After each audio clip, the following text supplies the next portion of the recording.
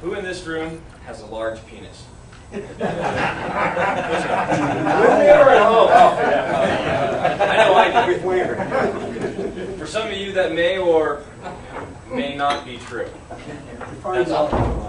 What we're going to do today, gentlemen, is we're going to discuss strategies and techniques to maximize your resources. Now, if there was a magic potion that would enhance your Johnson, all of you, I'm sure, would have it in your water coolers at the office. Guaranteed. However, no such thing exists. There are, of course, pills, magical devices to help enhance your size. It's all fun. However, surgery is an option. What surgery is going to do, though, is it's only really going to make you look a little bit bigger when you're in the shower. And all that's going to do is impress the other guys with the wine. But that's not exactly our target audience.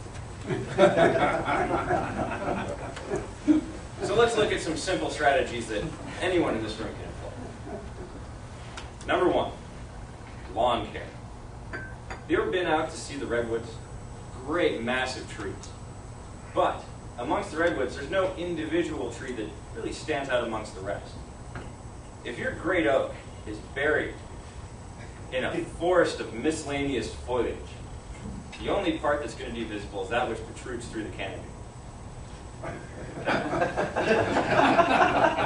Now, I'm not saying you need to go out there and be non-environmentally friendly and engage in a massive campaign of deforestation. All right? Just need to trim the shrubs a bit. Take a little off the top. That will let your great oak be great on its own. Number two, go to the gym. That gut that you're toting around with you everywhere you go, that can swallow up to a full inch of your fire hose. Now, we've all heard Jack James speaking about benefits of exercise, and I'm not saying you need to measure the pH of your urine on a daily basis to achieve the objectives here. But really, go to the gym, not to mention the other benefits of exercise, of course.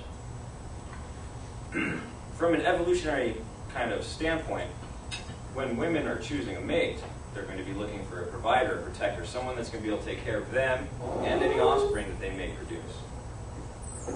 Your health and your physique is a health and lifestyle indicator. If you can't take care of yourself, how are you going to be able to take care of your mate and your offspring? Number three, move to France. Now, this might seem a little strange, I'm sure.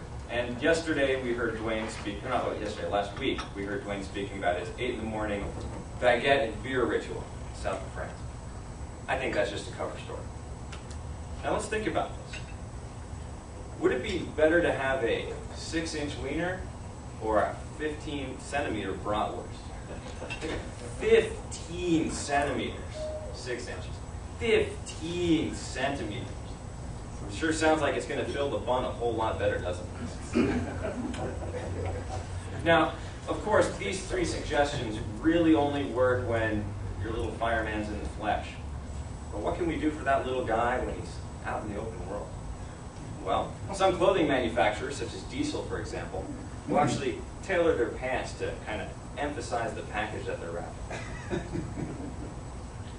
Like it's a Christmas gift for women. And who doesn't like surprises? Even the ones that are really disappointing. Now, aside from having appropriately tailored clothing, you could start a covert marketing campaign.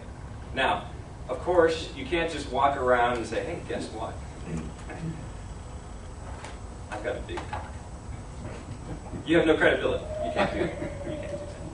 You can't have your friends going around and spreading these kind of rumors about you unless your friend is a female. Now, you don't want just any female starting rumors about you. You know, particularly ones that know the truth. You don't want any female who maybe had a few too many cocktails one night and made some bad decisions that she maybe wanted to meet Mr. Willie face to face. You don't want her going around spreading rumors. You need an insider. You want a female friend of yours to tell her other female friends that she has a friend that knows with no uncertain terms that you've got a big schlong from Schlong 10. You keep it tucked away in a double-wide leather schlong holder.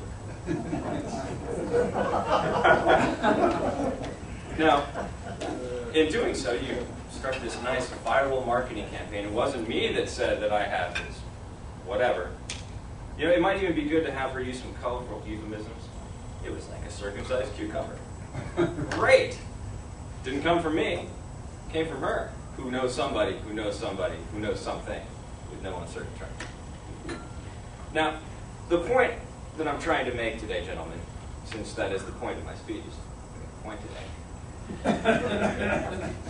is that in the real world, majority of cases, most of the time, it doesn't really matter. Thank you.